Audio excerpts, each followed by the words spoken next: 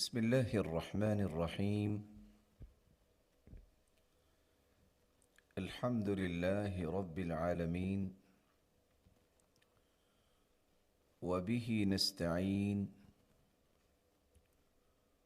والصلاة والسلام على أشرف الأنبياء والسيد المرسلين، وعلى آله وصحبه أجمعين. أما بعد، فأعوذ بالله من الشيطان الرجيم. يا أيها الذين آمنوا قوا أنفسكم وأهليكم نارا. سامعین مکرم، ہماری گفتگو ادب و آداب کے متعلق جاری ہے۔ ہم نے سب سے پہلے اللہ ذوالجلال کے ادب و آداب اور مظاہر کو بیان کیا، پھر کائنات کی سب سے اعلیٰ ہستی محمد الرسول اللہ صلی اللہ علیہ وآلہ وسلم کے ادب و آداب کو تفصیل سے بیان کیا۔ پھر ہم نے کائنات کی ان چنیدہ شخصیات کے ادب و آداب کو بیان کیا جن کو صحابہ کرام رضی اللہ عنہم و ارضاہم کے نام سے پکارا جاتا ہے۔ گزشتہ مجلس میں ہم نے اللہ ذوالجلال کی کلام مقدس قرآن مجید کے ادب و آداب کا آغاز کیا، اور ہم نے جہاں قرآن مجید کی لغوی اصطلاحی تعریف کو پیش کیا، وہاں اس کے نزول کا آغاز، اس کے نام، اس کے اوصاف اور اس کے خصائص اور اس کے چند اعجازی پہلوؤں کو واضح کرنے کی کوشش کی، اور پھر اس کے بعد ہم نے اس کی فضیلت کو اور اس کی تلاوت کی فضیلت کو بیان کیا۔ آج ہماری گفتگو قرآن مجید کے آداب کے متعلق اس زاویے پر ہوگی کہ اہل قرآن کی فضیلت کیا ہے، اور پھر اہل قرآن کی فضیلت کے بعد اس قرآن کو یاد کرنے کی عظمت کیا ہے اور اس کے متعلقہ آداب کیا ہیں۔ سیدنا عمر رضی اللہ تعالی عنہ بیان کرتے ہیں، صحیح الجامع کی روایت ہے 1896، اور صحیح مسلم کی روایت ہے 1894۔ رسول اللہ صلی اللہ علیہ وآلہ وسلم نے فرمایا، ان اللہ یرفع بهذا الكتاب اقواما ویضع به آخرین۔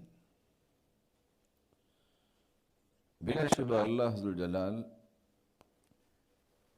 اس کتاب کے ذریعے کتنی قوموں کو بلندی عطا کریں گے اور کتنی ہی قوموں کو اس کتاب کو پس پشت ڈالنے کی وجہ سے پستیوں میں گرا دیں گے۔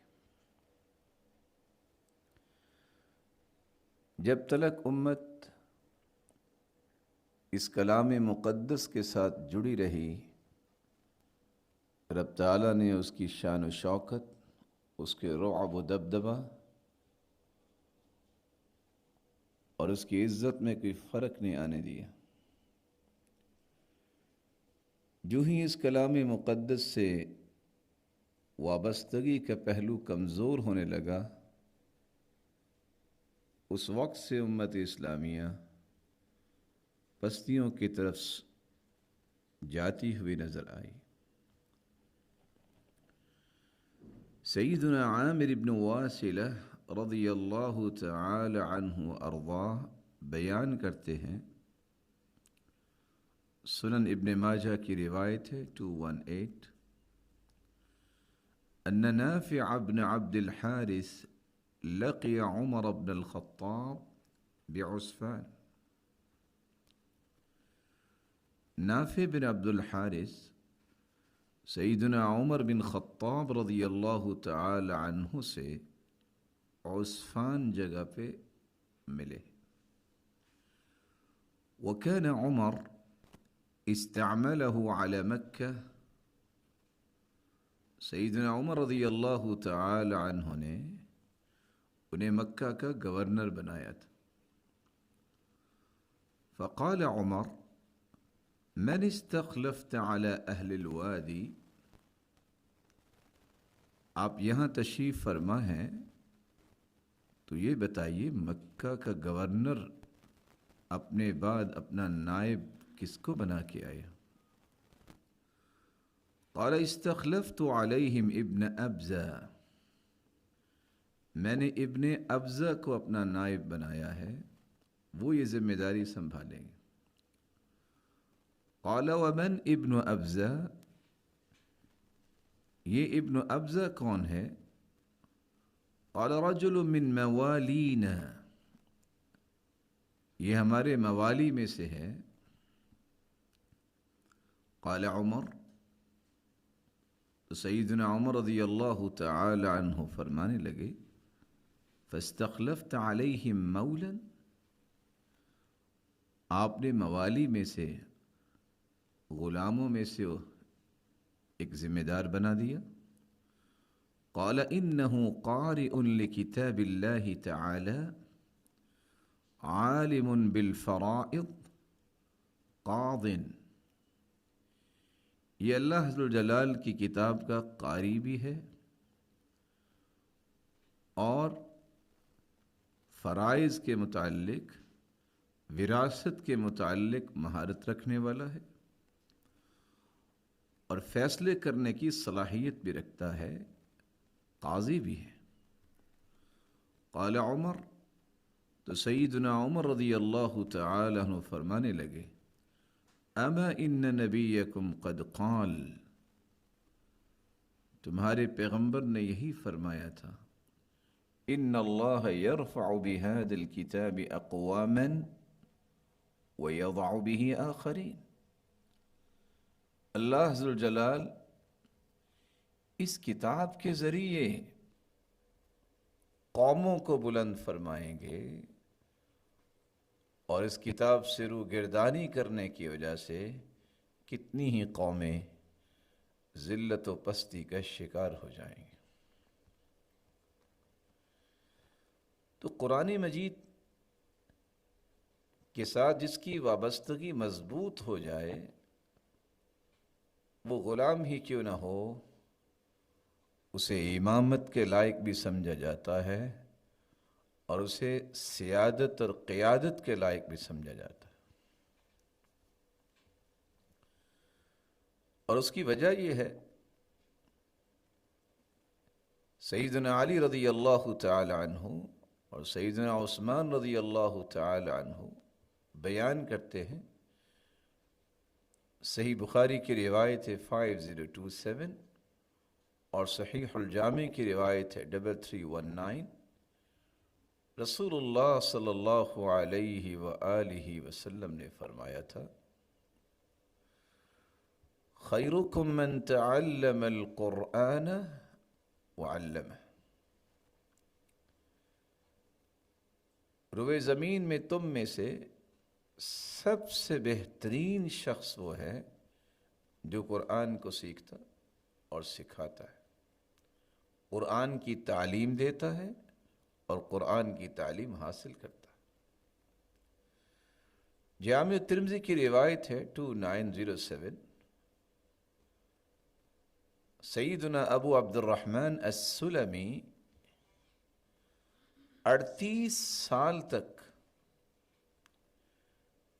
اس حدیث کی روشنی میں بیٹھ کر قرآن کی تعلیم دیتے رہے، اور وہ کہا کرتے تھے فَذَاكَ الَّذِي أَقْعَدَنِي مَقْعَدِي هَذَا، یہ ہے وہ حدیث جس نے مجھے اس مسند پہ بیٹھنے پہ تیار کیا۔ وَعَلَّمَ الْقُرْآنَ، اور وہ لوگوں کو قرآن سکھاتے رہے۔ فی زمن عثمان رضی اللہ عنہ حتی بلغ الحجاج بن یوسف، حجاج بن یوسف کے زمانے تک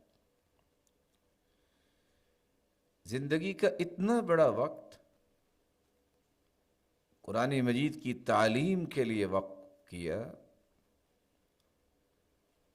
اور جب ان سے کہا گیا کہ اب تو بیمار ہیں آپ گھر آ جائیے، کہا اس سے بڑی سعادت کیا ہے؟ اگر وقت لکھا ہی ہے تو قرآن مجید کی مجلس کو پروٹوکول دینے کے لیے فرشتے آیا کرتے ہیں، ایسی مجلس پر تو اللہ ذوالجلال کی رحمت کی برکھا برستی ہے۔ کتنے ہی فرشتے ایسی مجلس کو ڈھانپ لیتے ہیں۔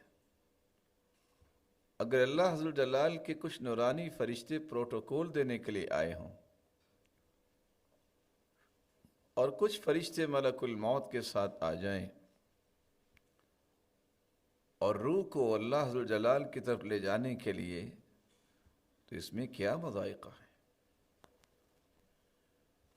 سیدنا سعد رضی اللہ تعالی عنہ بیان کرتے ہیں، صحیح الجامع کی روایت ہے 3268، رسول اللہ صلی اللہ علیہ وسلم نے یہ بھی فرمایا، خیارکم من تعلم القرآن وعلمہ، تم میں سے بہترین وہ ہے جو قرآن کی تعلیم حاصل کرتا ہے اور قرآن کی تعلیم دیتا ہے۔ اور سیدنا عثمان رضی اللہ تعالی عنہ بیان کرتے ہیں، صحیح بخاری کی روایت 5028، کہ آپ صلی اللہ علیہ وآلہ وسلم نے فرمایا، ان افضلکم من تعلم القرآن وعلمہ، تم میں سے افضل ترین وہ شخص ہے جو قرآن کو سیکھتا ہے اور قرآن مجید کو سکھاتا ہے۔ بلکہ رسول اللہ صلی اللہ علیہ وآلہ وسلم نے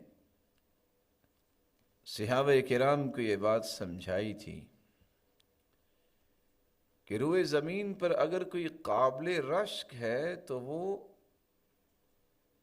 دو لوگ ہیں، جن میں سے ایک صاحب قرآن ہے۔ سیدنا ابو ہریرہ رضی اللہ تعالی عنہ بیان کرتے ہیں، صحیح بخاری 7528، رسول اللہ صلی اللہ علیہ وسلم نے فرمایا، لا تحاسد الا فی اثنتین،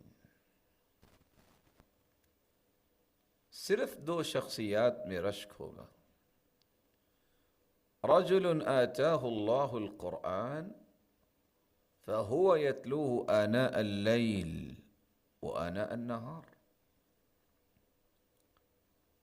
ایک وہ شخص جس کو اللہ ذوالجلال نے قرآن مجید کی دولت سے نوازا ہے اور دن رات کی گھڑیوں میں وہ اس کی تلاوت کرتا ہے، فهو يقول لو اوتیت مثل ما اوتی هذا لفعلت كما يفعل، رشک کرنے والا یہ کہتا ہے، کاش مجھے بھی یہ نعمت عطا کی جاتی تو جس طرح وہ دن رات کی گھڑیوں میں قرآن کی تلاوت کرتا ہے اور اس کی روشنی میں اپنی زندگی کو مرتب کرتا ہے، میں بھی ایسا ہی کرتا۔ وَرَجُلٌ آتَاهُ اللَّهُ مَالًا، اور دوسرا وہ شخص قابل رشک ہے، فَهُوَ يُنْفِقُهُ فِي حَقِّهِ، جس کو اللہ عز و جلال نے مال و دولت سے نوازا اور وہ اس کی صحیح جگہ پہ خرچ کرتا ہے. فَيَقُولُ لَوْ أُوتِيتُ مِثْلَ مَا أُوتِيَ عَمِلْتُ فِيهِ مِثْلَ مَا يَعْمَلُ. رشک کرنے والا یہ کہتا ہے کاش مجھے بھی ایسا مال ملتا تو میں بھی ایسا ہی کرتا جس طرح وہ رب کی رضا کے لیے صحیح جگہ پہ خرچ کرتا ہے. اہل قرآن کی عظمت کو بیان کرتے ہوئے سیدہ عائشہ رضی اللہ تعالی عنہ بیان کرتی ہیں، صحیح بخاری کی روایت ہے 4937 اور صحیح مسلم کی روایت ہے 1859. رسول اللہ صلی اللہ علیہ وسلم نے فرمایا الماہر بالقرآن مع السفرة الکرام البررہ. قیامت کے دن قرآن مجید میں مہارت حاصل کرنے والا، اس کی تلاوت کی مہارت، اس کے پڑھنے کی مہارت، اس کی فہم کی مہارت، اس پر عمل کرنے کی مہارت اور اس کو دنیا کے کونے کونے تک پہنچانے کی مہارت. ایسا ماہر انسان جب قیامت کے دن آئے گا تو اللہ ذوالجلال اسے نیک اور معزز فرشتوں کی صف میں کھڑا کرے گا. والذی یقرأ القرآن ویتتعتع فیہ وہو علیہ شاق لہ اجران. اور وہ شخص جو قرآن کی تلاوت کرتا ہے، اہتمام کرتا ہے، کوشش کرتا ہے، اس کے باوجود بھی وہ اٹکتا ہے، ہکلاتا ہے، تو اللہ عز و جلال اس کی اس کوشش کو رائے گاہ نہیں جانے دیتے، بلکہ اس کی خوبصورت نیت اور محبت اور پھر اس کی کوشش کو دیکھتے ہوئے اللہ عز و جلال اسے 2 اجروں سے نواز دیتے ہیں. یہاں یہ بات واضح رہنی چاہیے، کچھ لوگ اس حدیث کو سمجھنے میں غلطی کھا جاتے ہیں کہ جو اٹک اٹک کے پڑھتا ہے اسے ماہر قاری سے دگنا اجر ملتا ہے. یہ اس حدیث کا مفہوم لینا درست نہیں ہے. صحیح بات یہ ہے کہ اللہ عز و جلال نے جو ماہرین اور جن کو اللہ عز و جلال نے یہ صلاحیت دی ہے اور انہوں نے اپنی زندگی کھپائی اور انہوں نے اپنی زندگیاں اس علم پہ کھپا دیں اور دن رات قرآن مجید کی ہی فکر ہے، اس درجے کو تو نہیں کوئی پہنچ سکتا. یہ تو اس انسان کی خوبصورت نیت اور پھر اس کی لگاتار کوشش کو سامنے رکھتے ہوئے اسے 2 اجر دینے کا وعدہ دیا ہے. یوں سمجھیے ایک شخص کو اگر سونے کی 1 ٹکیا دی جائے اور دوسرے شخص کو چاندی کی 2 ٹکیاں دی جائے تو پھر بھی وہ سونے کی قیمت کو تو نہیں پہنچ سکتا. اس لیے بڑے سادہ الفاظ میں کہنے والوں نے بڑا خوب کہا ہے کہ جو اٹک کے پڑھتا ہے ایک نیکی اسے پڑھنے کی ملتی ہے اور ایک نیکی اسے پڑھتے پڑھتے اٹکنے کی ملتی ہے، کہ کوشش کرتا ہے کہ میں کس طرح اچھے طریقے سے پڑھ سکوں اور کوشش کرتا ہے. یہ کوشش کا تسلسل اسے دوسری نیکی کا بھی مستحق بنا دیتا ہے.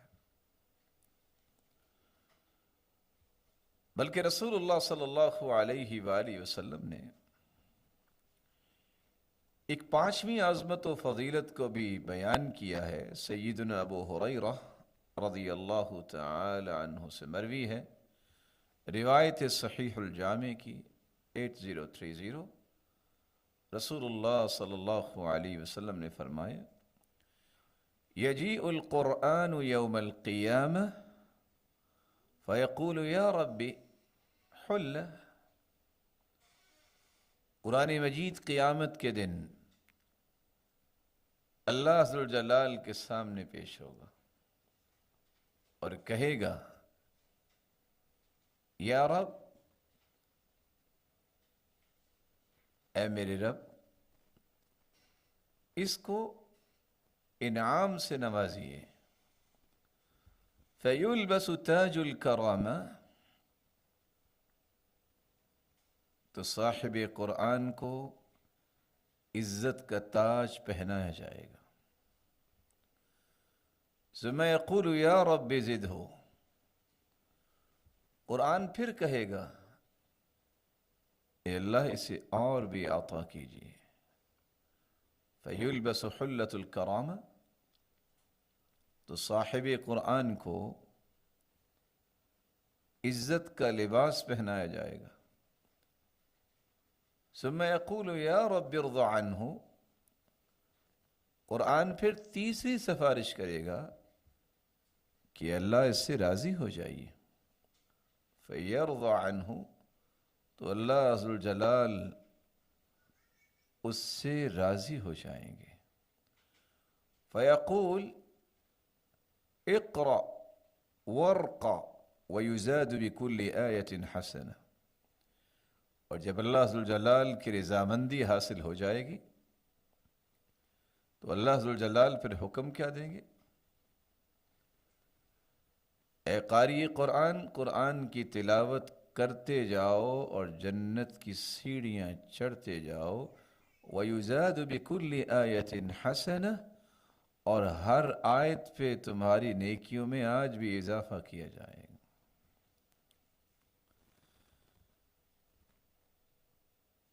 علماء امت جو کسی بھی معاشرے کا چہرہ ہوتے ہیں، اہل قرآن کسی بھی معاشرے کی خوبصورتی ہوتے ہیں، کسی قوم کا ویٹیج اہل علم کے ساتھ ہوتا ہے۔ دنیا کے اندر جتنے یہ چمکتے اور روشن ستارے موجود ہیں، آپ ان سے استفسار کیجئے اور جملہ کتب حدیث کو اٹھائیے، معنی کے اعتبار سے اس پلے کی کوئی روایت نہیں، کیونکہ عمل دنیا میں کیا جاتا ہے، نیکیاں قیامت کو ملیں گی۔ یہ صرف قرآن مجید کی عظمت ہے کہ اللہ عز الجلال قیامت کے دن بھی ہر پڑھی جانے والی آیت کے بدلے اس کی نیکیوں میں اضافہ فرما دیں گے۔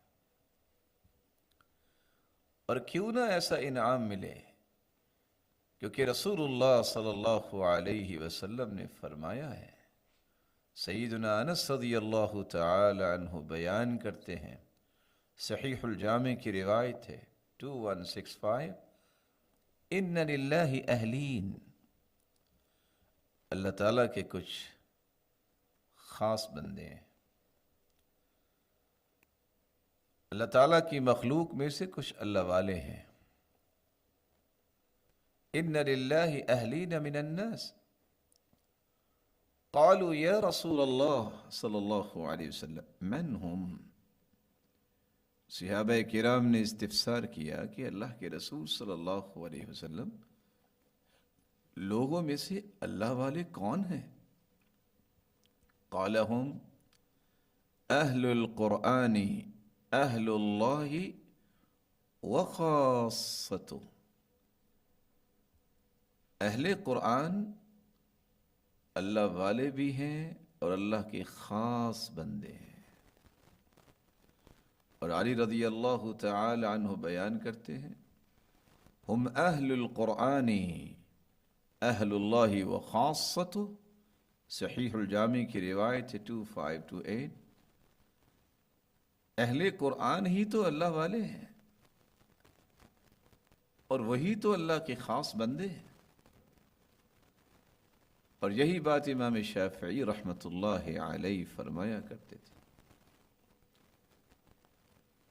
کہ اصل علم قرآن اور حدیث ہے یا دین کی سمجھ ہے. اور یہ بھی فرمایا کرتے تھے اذا لم يكن العلماء اولیاء فمن يكن، اگر اہل علم بھی اللہ کے ولی نہیں ہیں تو پھر کون ہے؟ رسول اللہ صلی اللہ علیہ وآلہ وسلم نے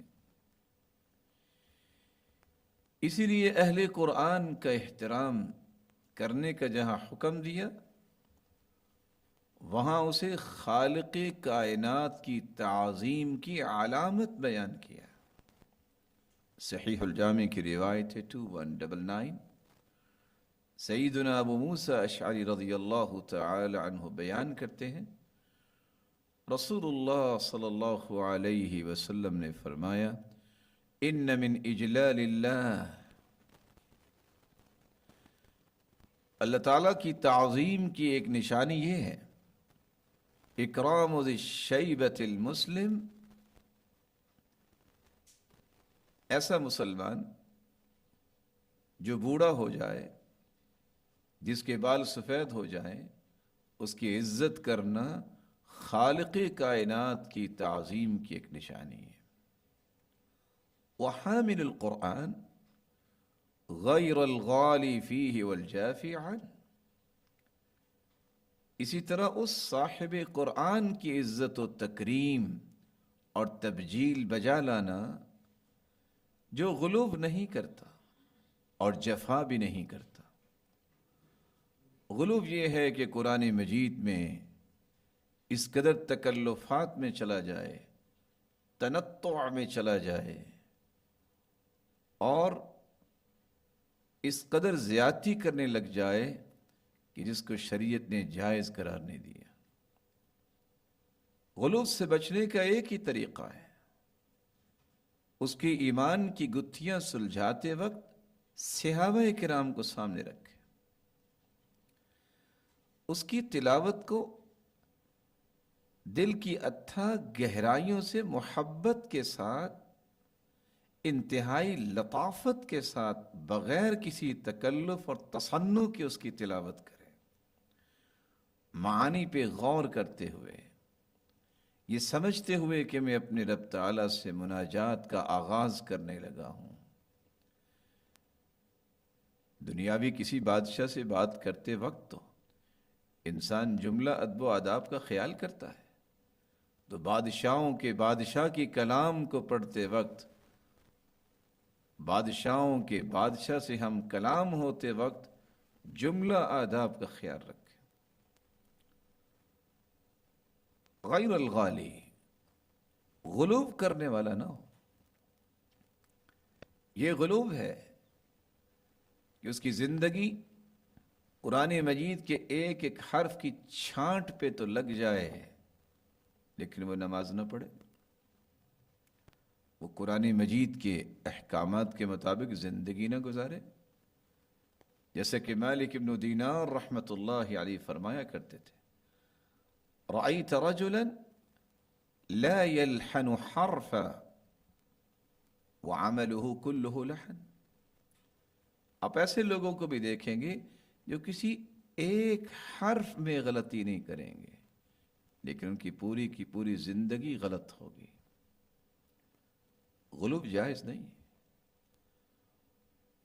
والجافی عنہ، اور جفا کا یہ رویہ کہ سال ہا سال تک اسے ہاتھ لگانے کی توفیق ہی نہیں ہوتی. قرآن مجید گھر میں موجود ہے، اس کے اوپر خوبصورت کپڑے کا غلاف بھی چڑھایا ہوا ہے اور اسے تاقچے میں سجایا بھی ہوا ہے. سچی جھوٹی قسم اٹھاتے وقت ہی اس کی طرف رجوع کرنے والا، اس سے بڑا جفا کرنے والا کون ہو سکتا ہے؟ جس کو رمضان المبارک کے علاوہ ہاتھ لگانے کی نوبت ہی نہیں آتی. اتنی بڑی جفا، اتنا بڑا اعراض، یہ قرآن قیامت کے دن شکایت کرے گا کہ مجھے تو محجور انہوں نے قرار دے دیا، میرے ساتھ تو ان کا تعلق ہی نہیں تھا.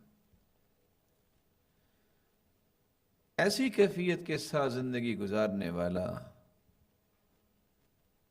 دنیا کے اندر انتہائی بری زندگی میں جا گرتا ہے۔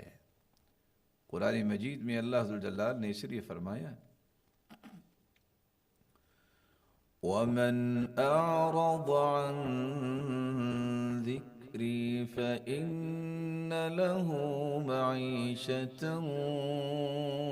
ضَنْكًا وَنَحْشُرُهُ يَوْمَ الْقِيَامَةِ أَعْمَى قَالَ رَبِّ لِمَ حَشَرْتَنِي أَعْمَى وَقَدْ كُنْتُ بَصِيرًا قال كذلك أتتك آياتنا فنسيتها وكذلك اليوم تنسى۔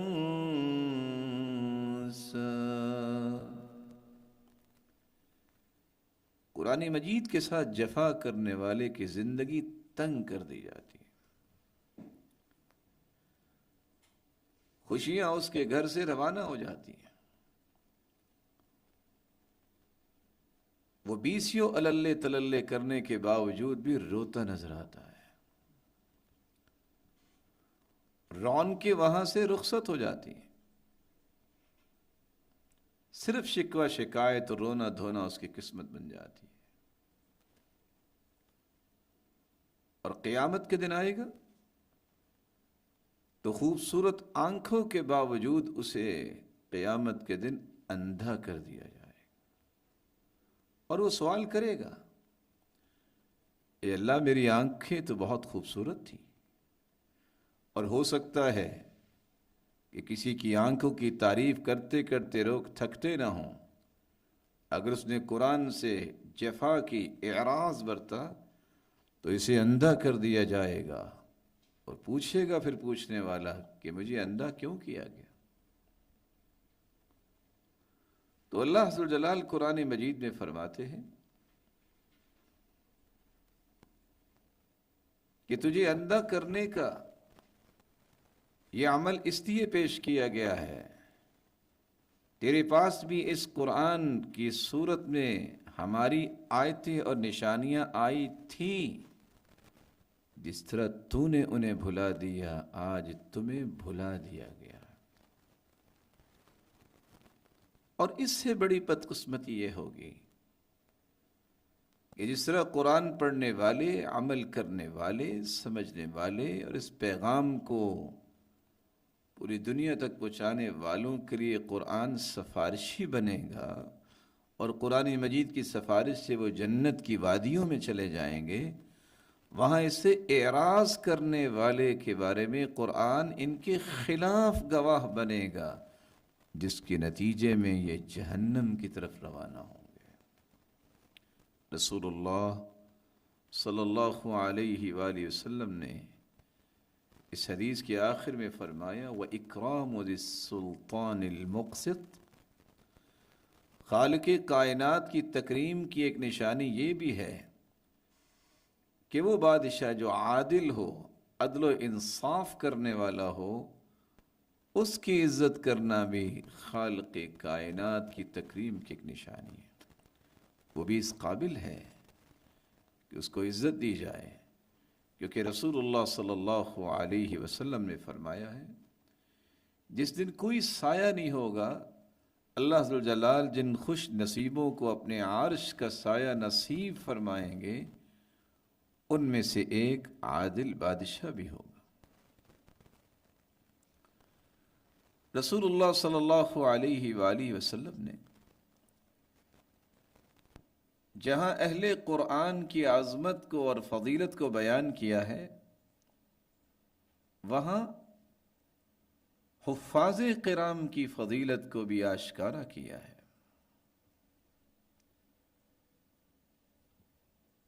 سیدنا عمرو بن سلمہ رضی اللہ تعالی عنہ بیان کرتے ہیں، صحیح بخاری کی روایت ہے 4302، ہمارے قبیلے کے لوگ جب اسلام قبول کر کے واپس آئے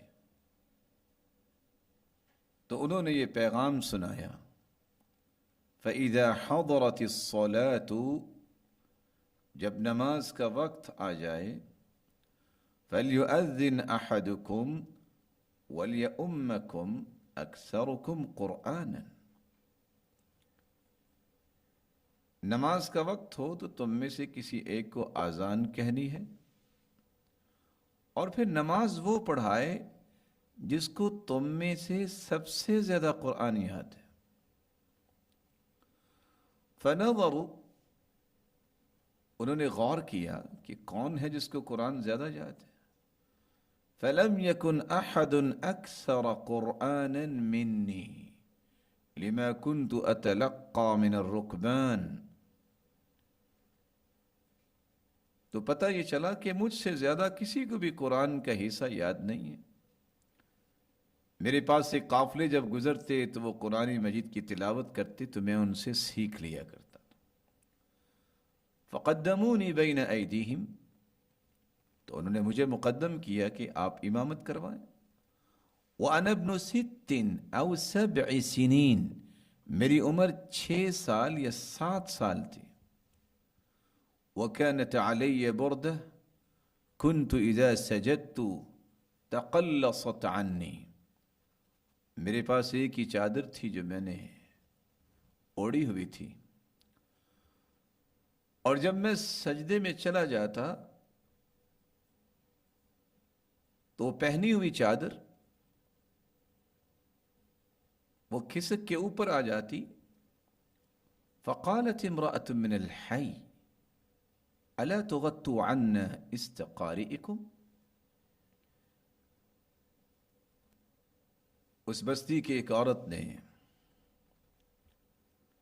گزرتے جب دیکھا تو اس نے یہ بات کہی کہ تم اپنے امام کو ڈھانپ نہیں سکتے؟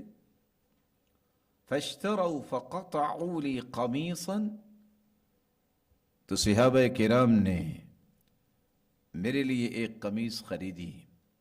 فما فرحت بشيء فرحي بذلك القميص، جس قمیص کو حاصل کرنے میں مجھے بہت خوشی ہوئی۔ تو قرآن مجید کا حافظ وہی مصلی اور امامت کا زیادہ حقدار ہے۔ آج کتنے بدباطن اپنے خبث سے باطن کو واضح کرتے ہوئے کہتے ہیں کہ حفظ قرآن کا کیا فائدہ ہے؟ معیار ہے، مقیاس ہے، میزان ہے کہ امام کون بنے گا، وہ حفظ قرآن کا معیار۔ جس کے پاس قرآن مجید زیادہ یاد ہوگا، امامت اور سیادت اور قیادت کے لائق ہی وہ ہے۔ رسول اللہ صلی اللہ علیہ وآلہ وسلم نے تو یہاں تک فرمایا، سلسلہ صحیحہ کی روایت 2305، سیدہ عائشہ رضی اللہ تعالی عنہ بیان کرتی ہیں، من اخذ السبع الاول من القرآن فهو حبر، جس نے پہلی 7 سورتیں لے لی اور یاد کر لی وہ ہے بہت بڑا عالم۔ سورۃ البقرہ، سورۃ آل عمران، سورۃ النساء، سورۃ المائدہ، یہ کتنی خوبصورت صورتیں ہیں۔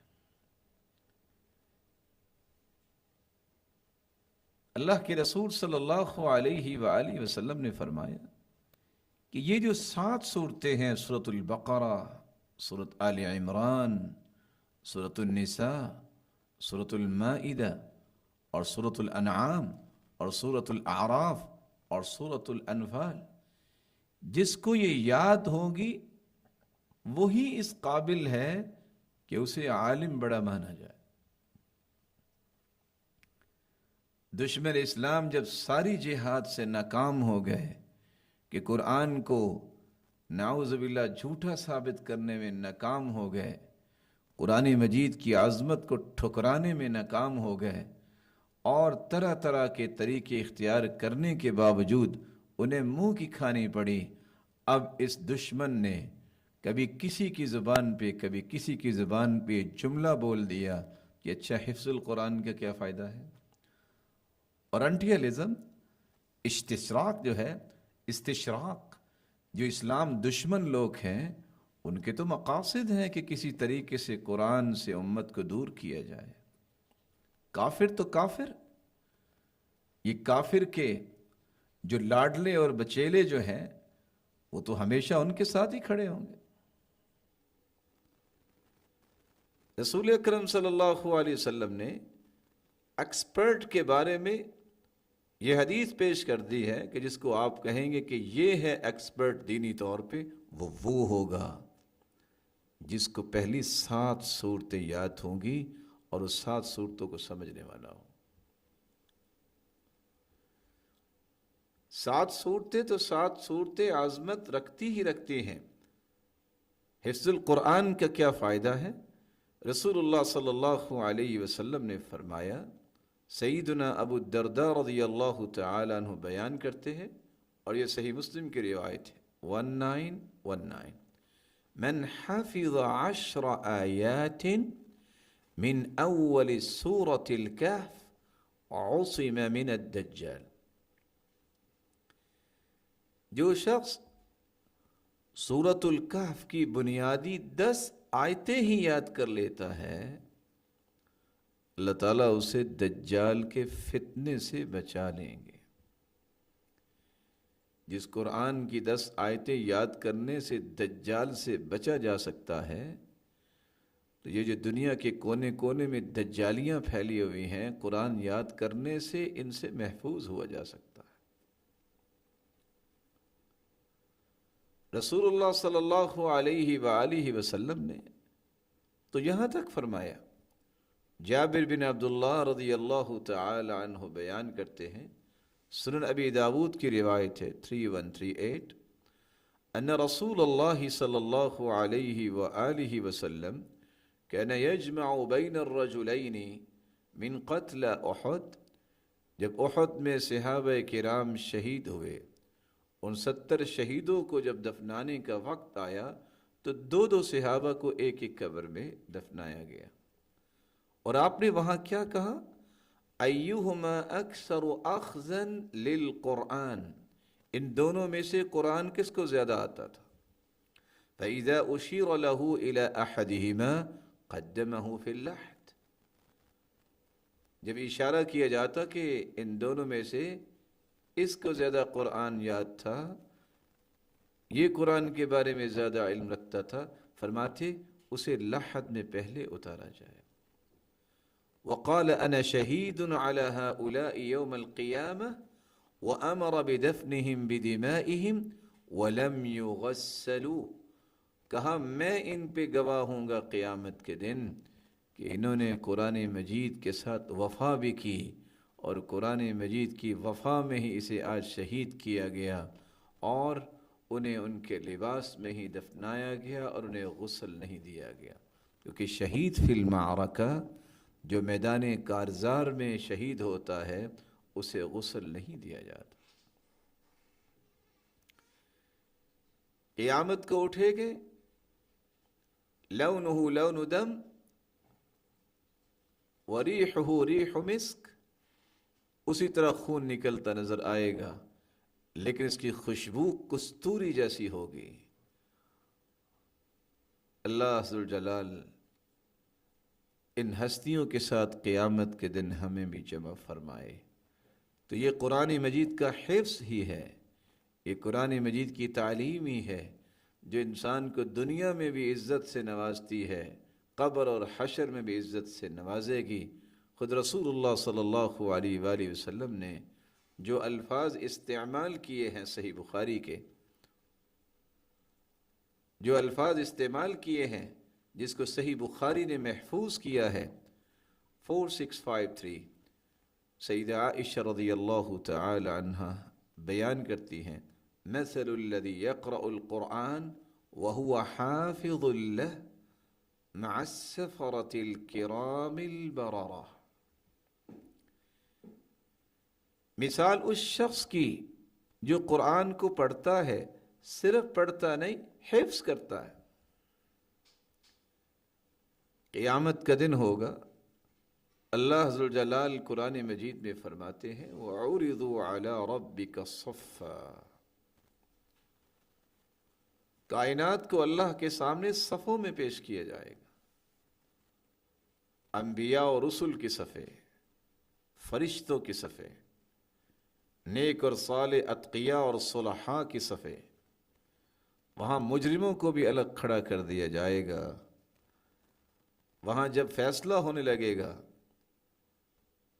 تو قرآن مجید کے ماہر حفظ کرنے والوں سے کہا جائے گا آ جاؤ، ان خاکی صفوں کو چھوڑو اور آ جاؤ ان صفوں میں جن صفوں میں جبریل امین کھڑے ہیں۔ یہ وہاں جبریل امین نیک اور معزز فرشتوں کی صف میں لانے کا سبب یہ حفظ القرآن بنے۔ وَمَثَلُ الَّذِي يَقْرَأُ وَهُوَ يَتَعَاهَدُهُ وَهُوَ عَلَيْهِ شَدِيدٌ فَلَهُ أَجْرَانِ، اور جو قرآن مجید پڑھتا ہے اور اسے پڑھنے میں کوئی مشکل پیش آتی ہے لیکن پھر بھی تسلسل کے ساتھ وہ لگا رہتا ہے، اللہ اسے بھی دگنا اجر عطا کرے۔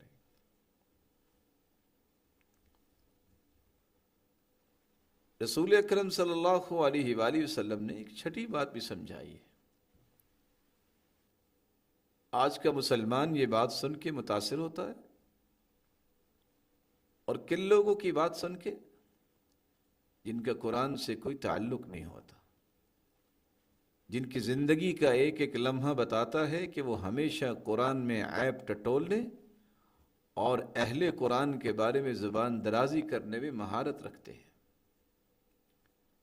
رسول اللہ صلی اللہ علیہ وسلم نے فرمایا یقال لصاحب القرآن، سیدنا عبداللہ ابن عمر رضی اللہ تعالی عنہ بیان کرتے ہیں، صحیح الجامع کی روایت ہے 8122، قیامت کا دن ہوگا صاحب قرآن سے کہا جائے گا۔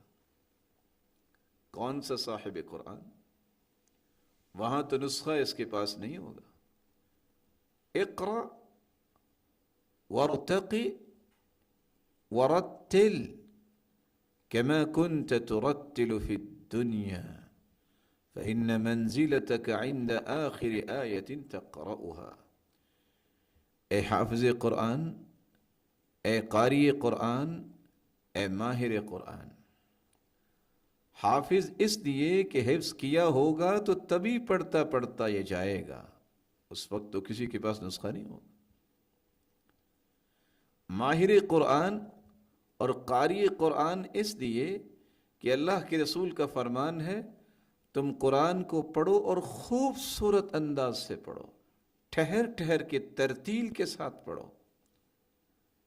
اور آج دنیا میں ترتیل کو سیکھنے سکھانے میں کتنے خوش نصیب اپنی زندگیاں لگاتے ہیں جن کو قرائے کرام کہا جاتا ہے۔ یہ ترتیل اور تجوید، قرآن مجید کو عمدہ طریقے سے پڑھنا، قرآن مجید کو خوبصورت انداز سے، دلکش انداز سے پڑھنا، اور عربوں کے لب و لہجے کے مطابق پڑھنا، معانی پہ غور کرتے ہوئے پڑھنا، اور اس ادائیگی کو سامنے رکھتے ہوئے پڑھنا جس ادائیگی کے ساتھ رسول اللہ صلی اللہ علیہ وسلم نے صحابہ کرام کو پڑھایا اور سکھلایا، بلکہ پڑھ کے بھی سنایا۔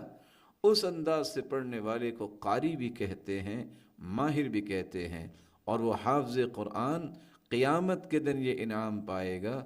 اللہ ذوالجلال فرمائیں گے قرآن مجید پڑھتے جاؤ، جنت کی سیڑھیاں چڑھتے جاؤ، تمہارا مقام وہاں ہے جہاں من الجنت والناس کی آخری آیت سورت کی تلاوت کرو گے، جہاں تم قل اعوذ برب الناس جو قرآن مجید کی آخری سورت ہے اس کی آخری آیت تلاوت کرو گے۔ 6236 آیات ہیں قرآن مجید کی۔ ذرا سوچئے قرآن مجید کے حفظ کرنے کا اجر کیا ہے، اور اس کی عظمت کیا ہے، اس کی اہمیت کیا ہے کہ وہ جنت کی اتنی سیڑھیاں چڑھے گا اور وہاں اس کا مقام ہوگا۔ اور اگر کسی نے قرآن مجید کو 10 قراءات کے ساتھ پڑھا ہے 10 قرائے کرام ہیں، ان کے دو راوی، ان کی روایات ہیں. آپ ذرا اس کو 6236 کو 20 سے ملٹیپلائی کریں. آپ اندازہ کیجئے کہ جس طرح دنیا میں پڑھتے تھے اس طرح پڑھو، تو جنہوں نے دنیا میں ان قراءات کے لیے وقت نکالا ہے، کل قیامت کو جنت کی سیڑھیاں کتنی چڑھے گا. رسول اللہ صلی اللہ علیہ وآلہ وسلم نے فرمایا، صحیح الجامع کی روایت ہے 8121، یقال لصاحب القرآن، حافظ قرآن اور قاری قرآن اور ماہر قرآن سے کہا جائے گا، اذا دخل الجنہ، جب وہ جنت میں داخل ہوگا. آپ سنتے ہیں کہ حفظ قرآن کا فائدہ کیا ہے؟ اس سے بڑا فائدہ کیا چاہیے کہ یہ جنت کا باسی ہے. جب جنت میں جائے گا وہاں کہا جائے گا اقرأ واصعد فیقرأ ویصعد، پڑھو اور جنت کی سیڑھیاں چڑھو، وہ پڑھے گا اور جنت کی سیڑھیاں چڑھے گا. لکل آیت درجہ، ہر آیت کے بدلے ایک سیڑھی، ایک درجہ. حتی یقرأ آخر شیء معہ، حتیٰ کہ آخری آیت جو اسے یاد ہے وہ بھی پڑھے گا اور اتنی جنت کی سیڑھیاں چڑھے گا. شیخ البانی رحمۃ اللہ علیہ فرماتے ہیں، وَاعْلَمْ أَنَّ الْمُرَادَ بِقَوْلِهِ صَاحِبَ الْقُرْآنِ، یہ یقین کر لیجئے کہ رسول اللہ صلی اللہ علیہ وسلم نے یہ جو الفاظ بولے ہیں صاحب القرآن، اس سے مراد حافظه عن ظہر قلب على حد قوله صلی اللہ علیہ وسلم یؤم القوم اقرأهم لکتاب اللہ. اس سے مراد حافظ قرآن ہے، کیونکہ رسول اللہ صلی اللہ علیہ وسلم نے فرمایا تھا کہ امامت اور قیادت کے لائق وہ ہے جو کتاب اللہ کو زیادہ جانتا ہے، ای احفظهم، جس کو زیادہ یاد ہے. فالتفاضل فی درجات الجنہ انما هو على حسب الحفظ فی الدنیا. جنت میں جو درجات کی بلندی کا تفاوت ہوگا، اس کی بنیاد، اس کا مقیاس، پیمانہ، وہ یہی قرآن مجید کا حفظ ہے. جتنا کسی کو زیادہ یاد ہوگا اتنا بلند مقام ملے گا. اس لیے اے بندہ اے مومن، کبھی بھی کسی ایسے انسان کی بات سے پریشان نہ ہو جو کہے کہ حفظ القرآن کا کیا فائدہ ہے. کہ جنت میں درجات کی بلندی، اس کا میزان اور مقیاس ہی حفظ القرآن ہے. بلکہ رسول اللہ صلی اللہ علیہ وسلم نے فرمایا، عصبہ بن مالک روایت کرتے ہیں، صحیح الجامع کی روایت ہے 5266، لو جمع القرآن فی اہاب ما احرقہ اللہ بالنار، اگر قرآن مجید کو جمع کیا جائے چمڑے میں تو اللہ ذوالجلال اسے جہنم سے جلائیں گے نہیں. جس سینے میں قرآن مجید ہوگا وہ انسان جہنم میں نہیں جائے گا. اور عقبہ بن عامر رضی اللہ تعالی عنہ بیان کرتے ہیں، صحیح الجامع کی روایت ہے 5282، لو جمع القرآن فی اہاب ما احرقہ اللہ عز وجل فی النار. اور رسول اللہ صلی اللہ علیہ وآلہ وسلم نے فرمایا، لو جعل القرآن فی اہاب ثم القی فی النار ما احترق. قرآن مجید جس کے سینے میں ہوگا، قرآن مجید کو چمڑے میں ڈال کے آگ میں پھینکا جائے تو آگ اسے جلا نہیں سکتی. جس مبارک سینے میں یہ قرآن مجید محفوظ ہو جائے اور پھر اس کے حقوق کو ادا کرنے والا ہو اور صبح و شام اس قرآن کی روشنی میں زندگی گزارنے والا ہو، وہ شخص آگ میں نہیں جائے گا. اسی لیے امام ابن تیمیہ رحمۃ اللہ علیہ فرمایا کرتے تھے، وَأَمَّا طَلَبُ حِفْظِ الْقُرْآنِ فهو مقدم على كثير مما يسميه الناس علما وهو إما باطل أو قليل النفع. قرآن مجید کو حفظ کرنا یہ ہر اس علم سے مقدم ہے جس کو لوگ علم سمجھتے ہیں، جو قرآن مجید کے مقابلے میں یا تو باطل ہے یا اس کا نفع قرآن مجید جتنا تو نہیں ہو سکتا. اور امام سیوطی رحمۃ اللہ علیہ، جس کو ابن المکتبہ کہا گیا ہے، سن آف لائبریری، باپ نے ماں سے کہا تھا کہ کتاب لے کے آؤ، اور اللہ ذوالجلال کا فیصلہ آ گیا اور یہ لائبریری میں پیدا ہوئے. 1052 کتابیں لکھنے والے بیان کرتے ہیں تعلیم الصبیان القرآن اصل من اصول الاسلام به ينشأ على الفطرة ويسبق الى قلوبهم انوار الحكمة قبل تمكن الاهواء منها وسوادتها باكدار المعصية والضلال. بچوں کو قرآن مجید کی تعلیم دینا اسلام کے اصولوں میں سب سے پہلا اصول ہے. اسی قرآن کی بدولت اس کی نشو و نما فطرت کے مطابق ہوتی ہے. وَيَسْبِقُ إِلَىٰ قُلُوبِهِمْ أَنْوَارُ الْحِكْمَةِ قَبْلَ تَمَكُّنِ الْأَهْوَاءِ مِنْهَا وَسَوَادَتِهَا بِأَكْدَارِ الْمَعْصِيَةِ وَالضَّلَالِ. اور جس بچے کو سب سے پہلے قرآن سکھایا جائے، پڑھایا جائے، یاد کروایا جائے، یہ دل کو اس قدر روشن کر دیتا ہے کہ اس دل میں گمراہی اور خواہشات اور برائی کے دبیز پردے بھی آنا چاہیں تو یہ روشنی ختم نہیں ہوتی. اس لیے سب سے پہلے اپنے بچوں کو قرآن کی تعلیم دلائیں. فتنے اٹھتے ہی رہتے ہیں اور اپنی موت خود مر جاتے ہیں. کتنے ہی ابن الوقت آئے جنہوں نے اللہ کے بارے میں بھی زبان کھولی، عبرت بن گئے. اللہ کے رسول صلی اللہ علیہ وسلم کے بارے میں زبان کھولی، عبرت بن گئے. اور جس نے قرآن کی حقانیت یا قرآن کی عظمت پہ اپنی زبان کو چلانا چاہا، گنگ ہو گئے. اور یہی لوگ جو ہمیشہ سے قرآن اور اس کی عظمت کے انکار کی راہیں تلاش کرتے ہیں، آج بھی وہ ناکام ہیں. جب تک اللہ ذوالجلال نے دین کو باقی رکھنا ہے، قرآن کے حافظ تھے، ہیں اور رہیں گے. اور یہی وہ کمال ہے اللہ جس کو عطا کر دے. اللہ ایسے لوگوں کی صف میں ہمیں بھی شامل فرمائے.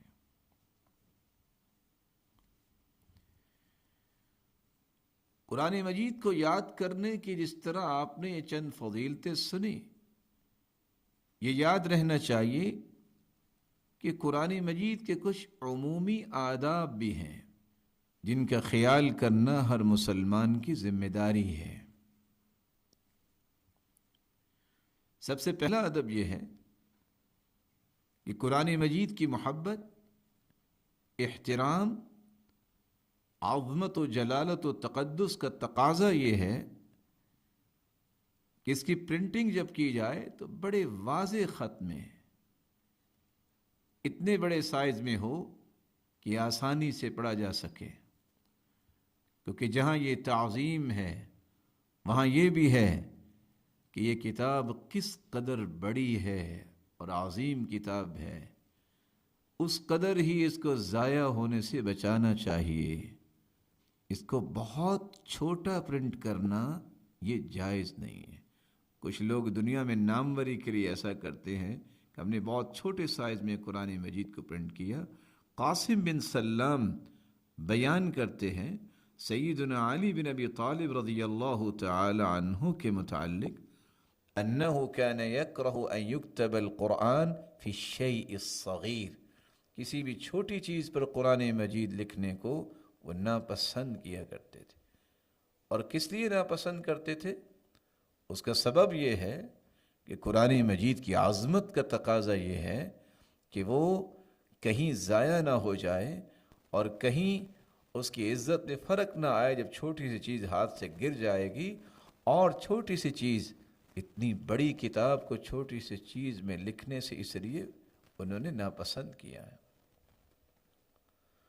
اور اس لیے بعض علماء کہتے ہیں وَمِنَ الْمُسَاهَلَةِ فِيهِ، قرآن مجید کے بارے میں لاپرواہی کا یہ معاملہ ہے، وَتَرْكِ الْحَفْلِ بِهِ، اور اس کے عدم اہتمام کی نشانی ہے، أَن يُصَغَّرَ، کہ اسے اس قدر چھوٹا قرآن بنایا جائے، فَيَكُونُ عُرْضَةً لِلْأَيْدِ الْخَاطِئَةِ، کہ وہ گنہگار نکارہ ہاتھوں کے لیے کھیل کا تماشا بن جائے۔ اس لیے یحییٰ بن معاذ جب دنیا سے جانے لگے تو سوال کرنے والے نے سوال کیا، کوئی خواہش؟ کہا کہ ہاں، 2 خواہشیں ہیں۔ اشتہی من الدنیا شیئین، بیتا خالیا ومصحفا جید الخط اقرأ فیہ القرآن، خالی گھر مل جائے اور قرآن مجید کا خوبصورت نسخہ مل جائے اور میں قرآن کی تلاوت کرتا کرتا اپنے رب کو جا ملوں۔ اس لیے سعید بن مسیب رحمہ اللہ فرمایا کرتے تھے، لا يقل احدكم مصیحف او مسیجد ما كان للہ فهو عظیم حسن جمیل، کبھی بھی یہ نہ کہو چھوٹا قرآن، چھوٹی مسجد، جس کی نسبت اللہ عز و جلال کی طرف ہو جاتی ہے وہ چیز عظمت والی ہوتی ہے، وہ خوبصورتی اور جمال والی ہوتی ہے۔ اور امام ابراہیم النخعی رحمۃ اللہ علیہ فرماتے ہیں، كانوا يكرهون ان يصغروا المصحف قال وكان يقال عظموا کتاب اللہ، سلف کا یہ رویہ تھا کہ وہ قرآن مجید کے مصحف کو چھوٹا کرنے کو پسند نہیں کرتے تھے، اور کہا یہ جاتا تھا عظموا کتاب اللہ، اللہ عز و جلال کی کتاب کی تعظیم کیا کرو۔ اور حیرانگی کی بات یہ ہے کہ امام ابن القیم رحمۃ اللہ علیہ نقل کرتے ہیں کہ امام ابو حنیفہ رحمۃ اللہ علیہ اور ان کے ساتھیوں کا قول کہ لو قال مسیجد او صغر لفظ المصحف کفر، اگر کسی نے مسجد کو مسیجد چھوٹی مسجد یا مصحف کو مصاحف چھوٹا مصحف کہا تو اس نے گویا مسجد اور قرآن کی عظمت کا انکار کیا۔ شیخ عثیمین رحمۃ اللہ علیہ اور حکیم الترمذی ان سے پہلے کہا کرتے تھے کہ اگر کوئی شخص دل میں کوئی برائی رکھ کے یہ کہے کہ چھوٹا قرآن، اور دل میں کوئی میل ہے اور مسجد کے بارے میں کہے چھوٹی مسجد، تو یہ تو کفر تک پہنچ جائے گا۔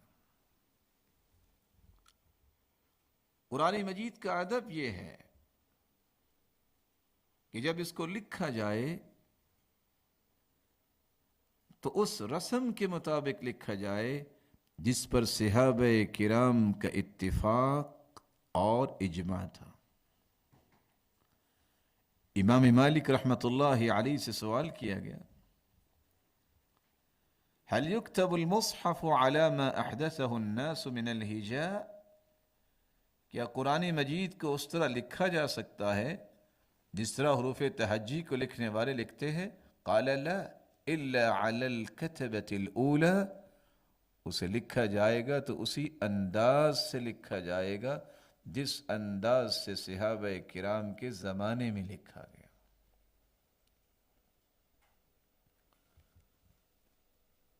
امام دانی رحمۃ اللہ علیہ فرماتے ہیں، ولا مخالف له من علماء الامہ، اور صحابہ کرام کے طریقہ کتابت پر لکھنے میں کسی عالم نے مخالفت نہیں کی، اور اس کا سبب یہ ہے جیسے کہ امام بیہقی رحمۃ اللہ علیہ فرماتے ہیں شعب الایمان میں کہ جو بھی قرآن مجید کو لکھتا ہے اسے چاہیے کہ اسی انداز سے لکھے جس انداز سے مصاحف صحابہ کرام کی زندگیوں میں لکھے گئے، اس کی مخالفت نہ کرے، کسی چیز کو تبدیل نہ کرے، کیونکہ اللہ عز الجلال نے صحابہ کرام جیسا کسی کو علم دیا ہی نہیں، اتنے سچے دل کسی کو عطا ہی نہیں ہے، اتنی سچی زبانیں اللہ نے کسی کو نصیب ہی نہیں کی، اور نہ ہی اتنے بڑے دیانتدار اور امانت دار اللہ نے صحابہ کرام کے بعد کسی کو بنایا ہے۔ فلا ينبغي ان يظن بانفسنا استدراكا عليهم، کبھی یہ گمان نہیں کرنا چاہیے کہ یہ صحابہ نے تو کام ٹھیک نہیں کیا، والعیاذ باللہ ہم استدراک کرتے ہیں، ہم اس کو درست کرتے ہیں۔ اس لیے امام سیوطی رحمۃ اللہ علیہ فرمایا کرتے تھے، اجمعوا على لزوم اتباع رسم المصاحف العثمانیہ فی الوقف ابدالا واثباتا وحذفا ووصلا وقطعا۔ علماء امت کے اس بات پر اجماع ہے کہ جس انداز کتابت سے مصاحف صحابہ کرام کی زندگیوں میں لکھے گئے اور مصاحف عثمانیہ جو سیدنا عثمان رضی اللہ تعالی عنہ نے نقول تیار کی تھی، ان صحیفوں کو سامنے رکھتے ہوئے جو صحیفے سیدنا ابوبکر صدیق رضی اللہ تعالی عنہ کے زمانے میں لکھے گئے، جن کو پھر مصحف کا نام دیا گیا، اسی کتابت کے مطابق ہی لکھا جائے گا۔ کیسے وقف کیا، کیسے انہوں نے کسی حرف کے ابدال اور اثبات اور حذف اور وصل اور قطع کو سامنے رکھتے ہوئے جو لکھا ہے اسی کی اتباع کی جائے گی۔ قرآن مجید کا ایک تیسرا ادب بھی ہے کہ جب بھی اسے دیا جائے تو دائیں ہاتھ سے دیا جائے اور لیا جائے تو دائیں ہاتھ سے لیا جائے۔ اس کی محبت و احترام کا تقاضا یہ ہے کہ اسے پکڑتے یا کسی کو پکڑاتے دائیں ہاتھ کو استعمال کریں، بے توجہی۔ یہ حقیقت میں اس کی عدم تعظیم کی علامت بن جائے گی کہ پرواہ نہ ہو کہ کتنی بڑی کلام میں پیش کر رہا ہوں۔ سیدہ عائشہ رضی اللہ تعالی عنہا کی جو روایت صحیح بخاری اور مسلم کی ہے، آپ کا تو عمل مبارک یہ تھا، کان یعجبہ التیمن، کان النبی صلی اللہ علیہ وسلم یعجبہ التیمن فی تناعلہ وترجلہ وطہورہ وفی شأنہ کلہ۔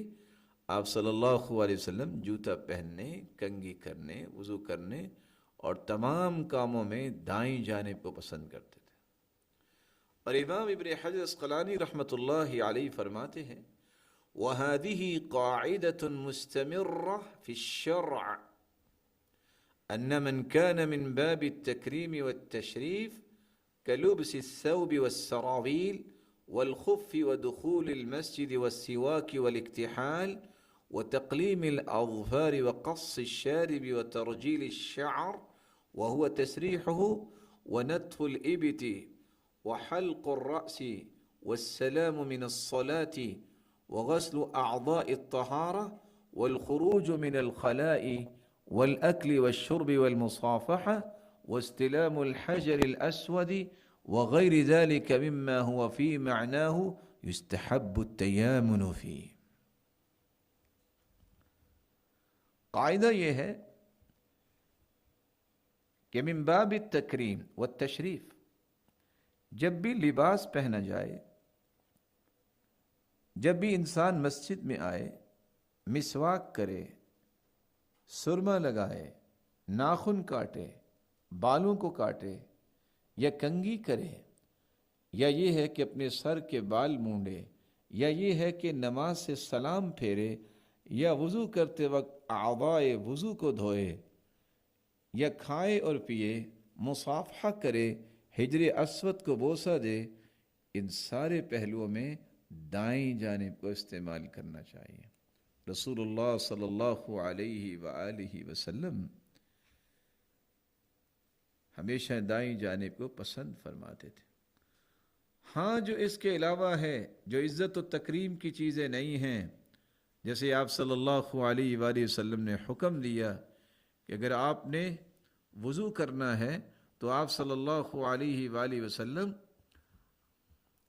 اپنے نوز کو صاف کرتے وقت بائیں ہاتھ کو استعمال کرتے. اسی طرح حکم ہے کہ استنجا کرتے وقت بائیں ہاتھ کو استعمال کرتے. رسول اللہ صلی اللہ علیہ وآلہ وسلم نے جو قرآن مجید کے آداب سکھائے ہیں اس میں یہ بات ملحوظ خاطر رہنی چاہیے کہ میں نے قرآن دائیں ہاتھ سے دینا ہے اور دائیں ہاتھ سے لینا ہے. اور یہ یاد رہنا چاہیے کہ یہ اللہ عز و جلال کی کلام ہے.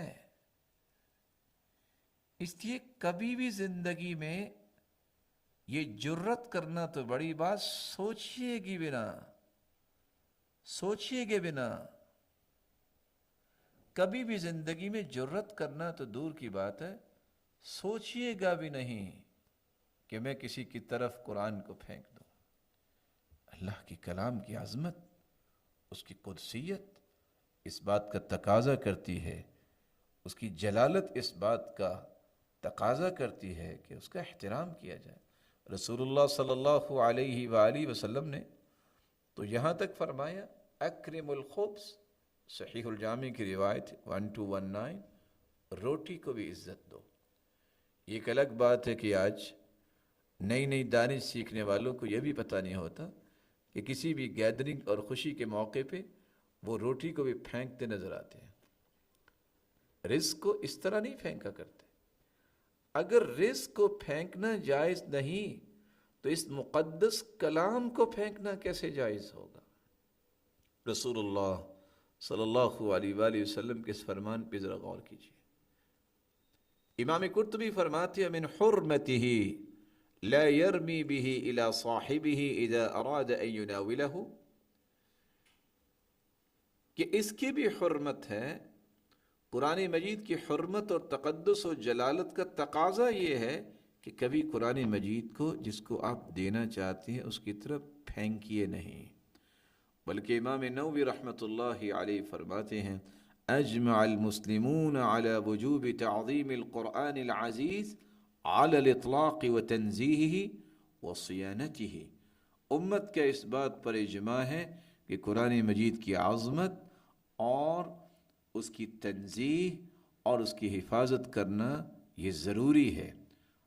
اور قاضی عیاض فرمایا کرتے تھے ان من استخف بالقرآن او المصحف او بشیء منہ، جو بھی قرآن مجید کی توہین کرتا ہے، اہانت کرتا ہے مصحف کی یا اس کے کسی چیز کی، یا یہ ہے کہ وہ کسی حرف کا انکار کرتا ہے، او جحد حرف منہ او کذب بشیء مما صرح به فیہ من حکم او خبر، یا وہ کسی چیز کو جھٹلا دیتا ہے یا جس چیز کو قرآن نے ثابت نہیں کیا بلکہ اس کو ٹھکرا دیا ہے، اس کو قرآن کے خلاف ثابت کرنا چاہتا ہے اور اسے علم ہو کہ میں یہ کیا کر رہا ہوں، تو یاد رکھیے گا فَهُوَ كَافِرٌ بِإِجْمَاعِ الْمُسْلِمِينَ، وہ مسلمانوں کے اجماع کے ساتھ کافر ہو جائے گا.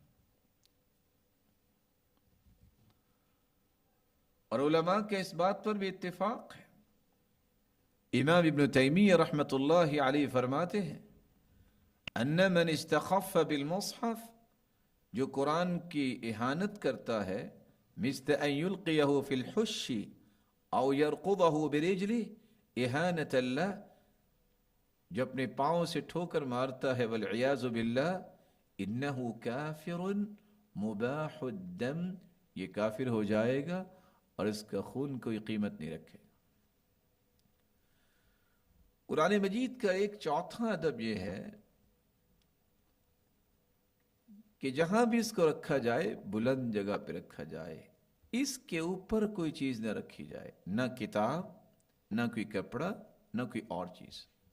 کیونکہ اللہ عز و جلال فرماتے ہیں وَإِنَّهُ فِي أُمِّ الْكِتَابِ لَدَيْنَا لَعَلِيٌّ حَكِيمٌ، بے شک یہ قرآن مجید ہمارے پاس اصل کتاب میں، بے شک یہ قرآن مجید ہمارے پاس اصل کتاب ہے، یقیناً بلند و بالا اور حکمت والا یہ قرآن ہے۔ اس کی تفسیر میں علماء یہ لکھتے ہیں، علامہ سعدی رحمہ اللہ فرماتے ہیں وَإِنَّهُ، اس سے مراد ہے یہ قرآن، لدینا، لوح محفوظ میں ہمارے پاس، لعلی حکیم، یہ بلند ترین اور افضل ترین مرتبے میں ہے، اپنی قدر و منزلت کے اعتبار سے، اپنے شرف اور مقام کے اعتبار سے، محل کے اعتبار سے اور حکمت کے اعتبار سے۔ تو جو قرآن مجید منزلت، شرف، مقام، محل کے اعتبار سے بلند ہے، تو اس کی بلندی کا تقاضا یہ ہے کہ قرآن مجید سب سے اوپر ہو اور اس سے اوپر کوئی چیز نہ ہو، بلکہ کوئی علمی کتاب بھی اس پہ نہ رکھی جائے۔ قرآن مجید پر اگر کوئی علمی کتاب نہیں رکھی جا سکتی تو غیر علمی کتاب اور کوئی اور چیز من باب اولا نہیں رکھی جا سکتی۔ اس لیے امام قرطبی رحمۃ اللہ علیہ کہا کرتے تھے من حرمتہ، قرآن مجید کی حرمت اور تقدس یہ ہے اللہ یضع فوقہ شیئا من الکتب، کسی کتاب کو اس کے اوپر نہ رکھا جائے، حتی یکون ابدا عالیا لسائر الکتب علما کان او غیرہ، تاکہ یہ ثابت ہو کہ قرآن مجید سے بڑھ کے کوئی بھی عالی اور بلند و بالا کتاب نہیں ہے۔ اور امام بیہقی رحمۃ اللہ علیہ فرماتے ہیں کہ قرآن مجید کا ادب یہ ہے اللہ یحمل علی المصحف کتاب آخر ولا ثوب ولا شیء، قرآن مجید کے اوپر کوئی اور کتاب، کوئی چیز، کوئی کپڑا نہیں رکھنا چاہیے۔ شیخ البانی رحمۃ اللہ علیہ، ان سے جب سوال کیا گیا کہ کیا معنی ہے یعلو ولا یعلی علی، وہ بلند ہے اس پر کوئی بلندی حاصل نہیں کر سکتا، اور بعض لوگ جب کتاب قرآن مجید پہ رکھتے ہیں تو کیا یہ جائز ہے؟ تو شیخ البانی رحمۃ اللہ علیہ نے فرمایا اذا وضعت کتابا فوق المصحف، کیا مطلب آپ کا کہ قرآن مجید کے اوپر کتاب رکھنا؟ تو سائل نے کہا جی ہاں، کہا نعم هذا يتنافى مع القول، هذا يتنافى مع قوله تعالى ومن يعظم شعائر الله فإنها من تقوى القلوب، یہ اس آیت کے منافی ہے، جس کا اس آیت پر ایمان ہے کہ جو اللہ کی نشانیوں کی عظمت کو برقرار رکھتا ہے یہ اس کے دل کے تقوی کی نشانی ہے۔ قرآن مجید کے اوپر کسی چیز کو رکھنا جائز نہیں ہے۔ جس طرح قرآن مجید کو بلند جگہ پہ رکھنا ایک ادب ہے، اس کا پانچواں یہ بھی ادب ہے اس کو زمین پہ نہ رکھا جائے بلکہ رحل اور تکیے پہ رکھا جائے۔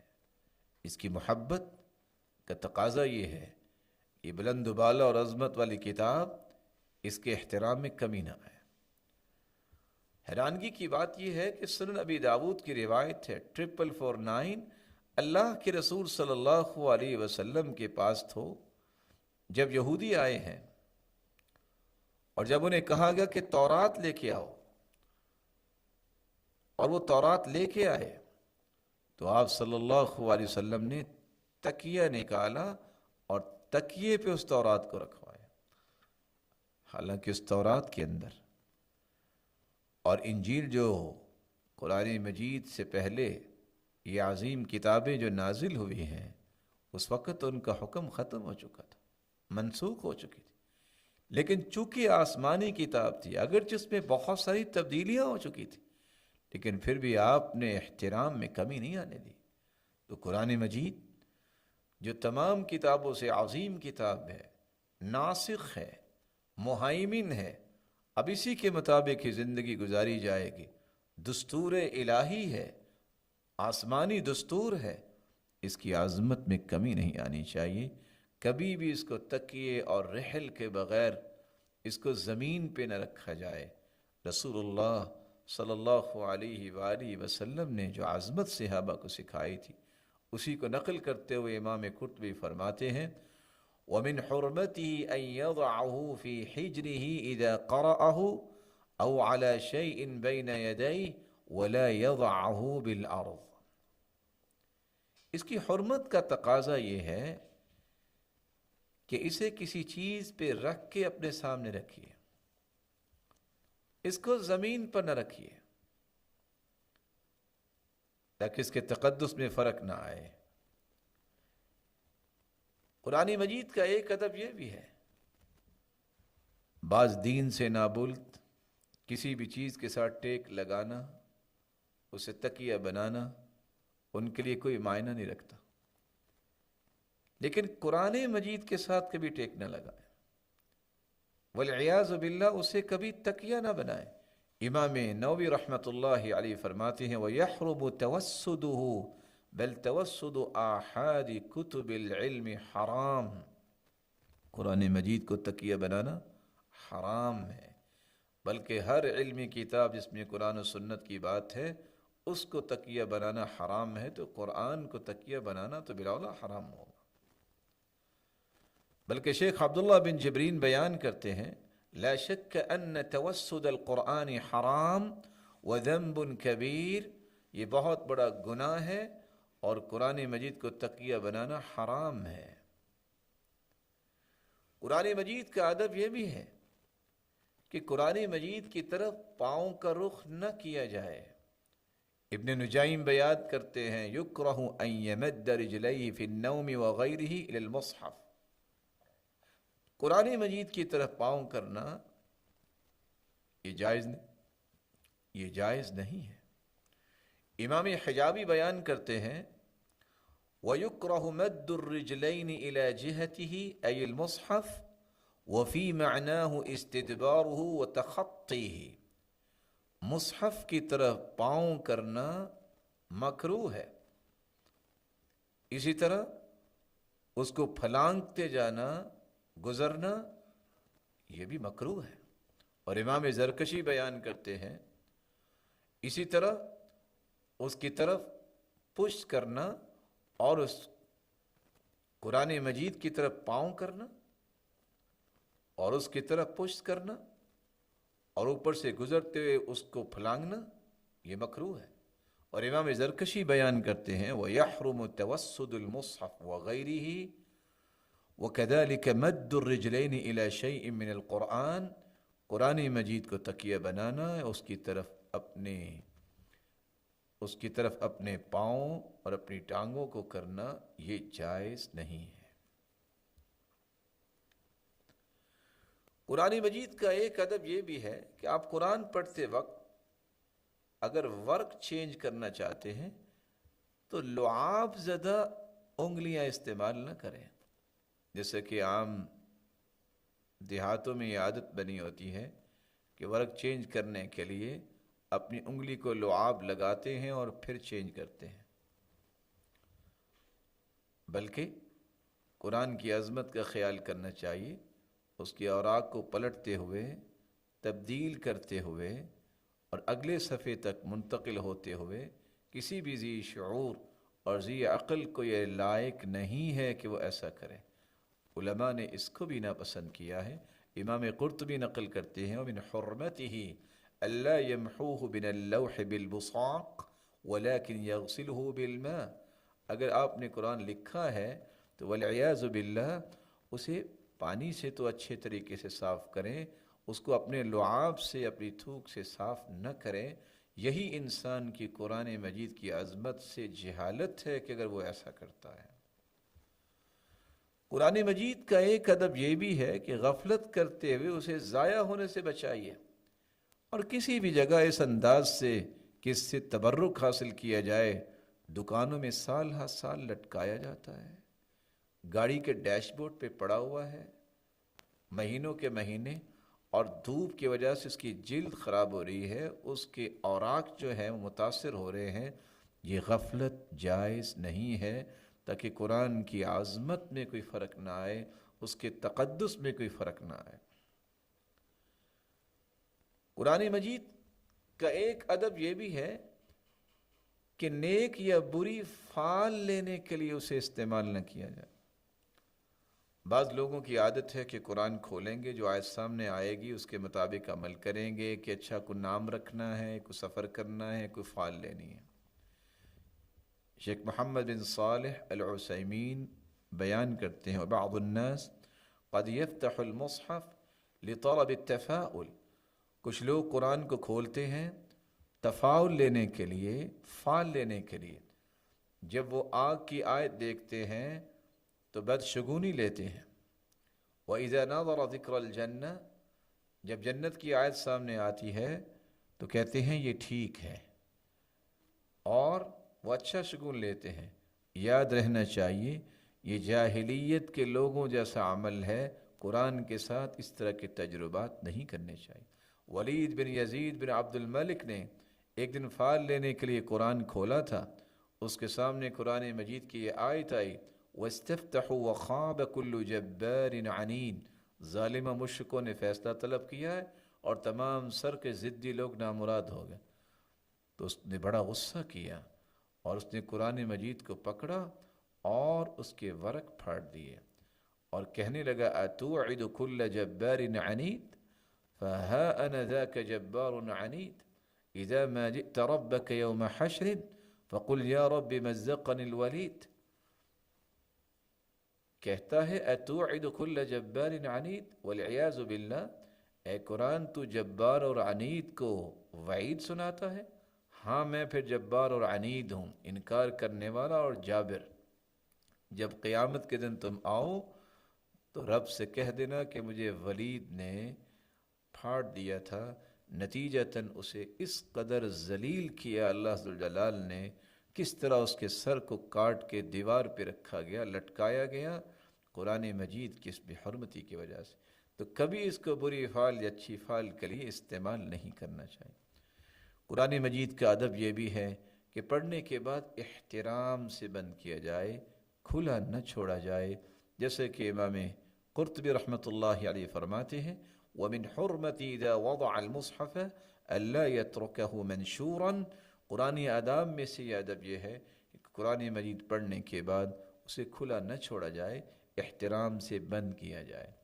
اور قرآن مجید کا یہ ادب ہے کہ اسے کبھی بھی واش روم میں نہ لے کے جائے۔